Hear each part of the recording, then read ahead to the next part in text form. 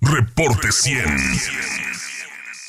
Tengo en el teléfono a Pablo Reyes, epidemiólogo por la Universidad de Arizona, doctor en epidemiología e investigador del Colegio de Sonora. Pablo, gracias por tomar esta llamada. ¿Cómo estás? Buenos días. Muy buenos días, muy bien. Gracias por estar aquí con nosotros. Pablo, ayer dio un dato el secretario de Salud Estatal. La tasa de letalidad o de mortandad en Sonora está rondando el 13% a partir de los 39 infectados y 5 fallecidos. Es una tasa alta en comparación a otras tasas que se están presentando en el mundo, Pablo. Bueno, sí, tal vez habría que, discúlpame la expresión, sí, ¿no? Pero faltarían a lo mejor presentarse más casos, estoy hablando nada más en términos estadísticos, para ver cómo se estabiliza esa tasa de letalidad, pero en efecto comparto la preocupación.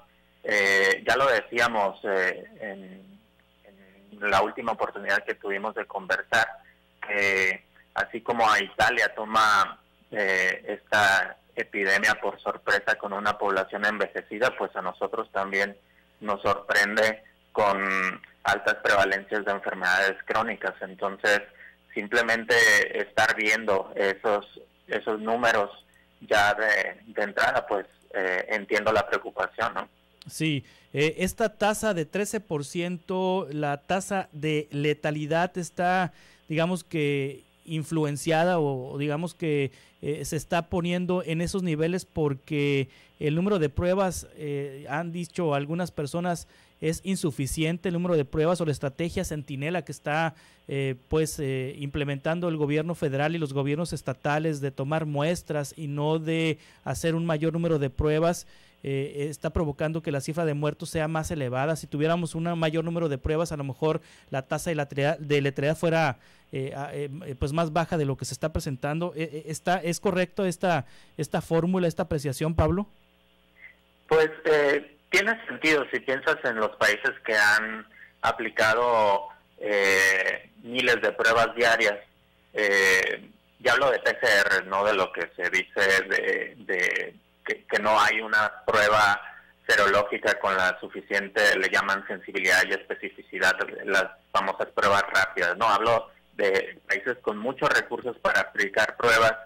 Pues claro, o sea, vas dividiendo el número de defunciones por un grupo mucho más grande, ¿no? Entonces tu letalidad sale más baja, pero yo creo que de cualquier forma hay que tener cuidado con esos números de letalidad porque a final de cuentas nadie sabe la letalidad exacta porque muchos de los casos son asintomáticos. Claro. Entonces, si en verdad conociéramos todos los casos que se han infectado, la letalidad, cuando tengamos idea de un aproximado más o menos fidedigno del número de infectados, vamos a saber esa letalidad.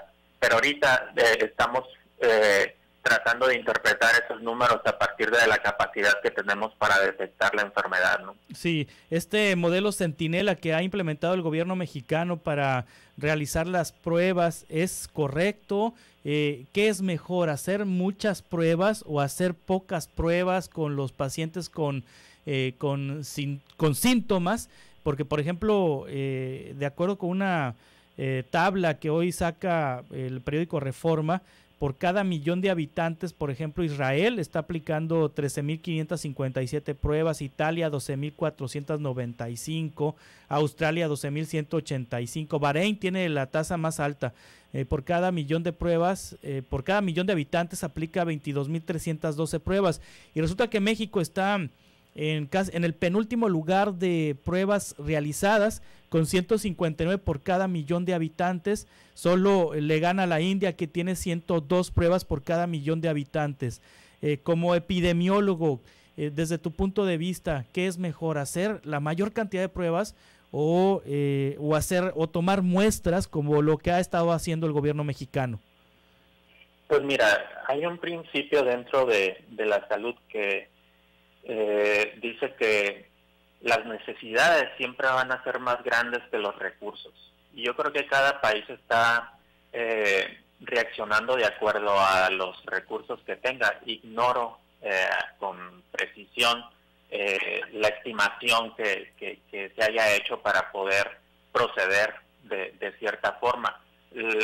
La vigilancia centinela tiene, digamos, la bondad de que sin necesidad de muchos recursos puedes tener una cierta vigilancia y por estimaciones estadísticas tratar de extrapolar a la información, a la población, perdón. Pero la realidad es que estamos actuando con lo que tenemos y con eso que tenemos es con lo que tenemos que responder, ¿no? Sí.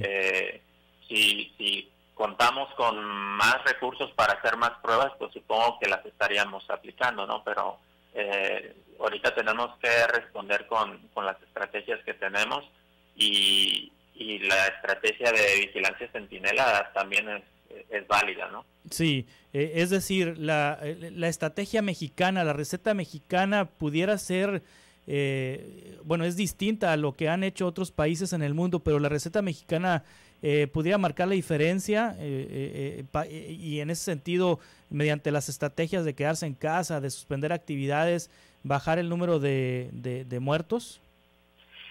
Pues de entrada ese es el consenso, ¿no? Independientemente del número de pruebas, mundialmente hay un consenso en que mantener distancia con la enfermedad es algo necesario.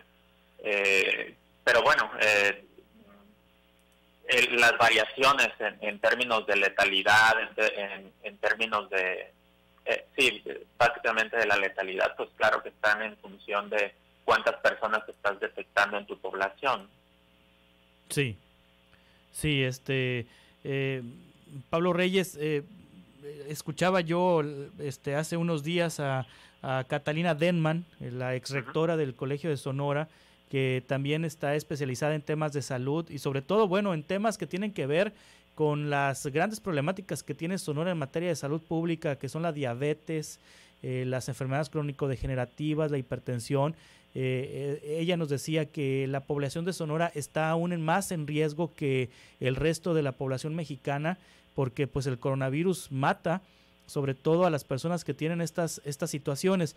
Observamos, por ejemplo, que los 5 casos de fallecimientos que ha habido en Sonora se trata de mujeres de distintas edades, pero la coincidencia es que tenían obesidad o tenían diabetes o tenían hipertensión, tenían enfermedades crónico-degenerativas. En ese sentido, Sonora está en un mayor peligro entonces de tener un mayor número de muertos que otras partes del país o del mundo, Pablo. Pues pudiera ser. Lo que pasa es que, pues ya lo decía la doctora Katy Denman, ¿no? Sí. En Sonora estamos en esta situación. Nos agarra una epidemia sobre una epidemia. Cuando la gente empieza a cuestionar de que por qué no nos preocupa otras epidemias y por qué sí esta, no es que estemos ahora con la de moda, sino que esta es rápida y se para sobre los hombros de una con la que ya venimos arrastrando. Y Sonora pues tiene prevalencias altas. Ya de por sí México tiene prevalencias altas a nivel mundial, pues Sonora está alto dentro de lo alto. Sí. Y estamos hablando de hipertensión. Hace poco con mis estudiantes precisamente me tocaba revisar con ellos la Ensanud 2018, que es la encuesta nacional donde se trata de ver el panorama de este tipo de enfermedades, ¿no? Las prevalencias.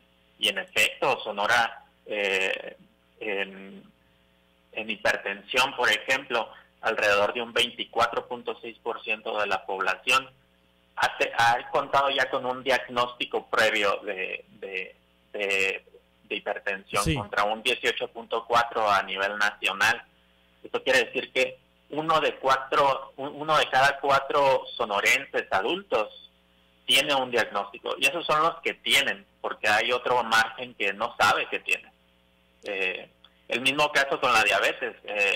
Uno de cada 10 adultos sonorenses tiene un diagnóstico de diabetes, pero si mal no recuerdo, el primer caso de defunción que se presentó fue la mujer de Magdalena, no sé si recuerdo bien, de 29 años. De 29 años, exacto. Sí, entonces, y acaba de tener un diagnóstico reciente de diabetes. Entonces, hay gente que sabe que tiene diabetes y hay otros que todavía, por eso se les llama enfermedades silenciosas, porque todavía no saben, porque no han acudido al médico, porque todavía no se les ha manifestado mediante síntomas claros, etcétera, etcétera. Entonces, se entiende. Ha sido una pregunta que ha estado saliendo en las conferencias nacionales. Oye, ¿por qué parecen jóvenes algunos los de los casos que se están presentando y las defunciones que se están presentando? Y eso es lo que, con la realidad con la que nos toma esta pandemia, una alta prevalencia a nivel nacional de enfermedades crónicas, y en el caso de Sonora, pues estamos altos dentro de lo alto. Sí, ¿qué te dice el dato de que han fallecido 5 mujeres, todas mujeres? Pues faltaría ver, ¿no? Pero ver con más calma, ¿no? Ese patrón, pero te lleva un poco a pensar a lo mismo, ¿no? Es común ver que por ejemplo, las prevalencias de obesidad sean más altas en mujeres que en hombres, pero bueno, ahorita lo tomaría con es temprano con todavía, calma. Pues. Exacto, sí. Es temprano, sí, estamos en... Igual ese dato de letalidad, ¿no? Entiendo perfectamente la preocupación, pero ahorita, digamos que el numerador y el denominador, es decir, el número de defunciones entre el número de casos que tenemos, todavía son como muy anticipados para decir que así se va a seguir comportando, pero entiendo perfectamente la preocupación de... O sea, no podemos aseverar que es tendencia, entonces. No se puede aseverar todavía que es tendencia. Exacto. Pero sí es un foco rojo a atender, ¿no? Claro. Sí hay que tomarlo muy en cuenta. Pablo Reyes, epidemiólogo por la Universidad de Arizona, muchas gracias por tomar esta llamada. No, de nada. Estamos en contacto, investigador del Colegio de Sonora. Reporte 100.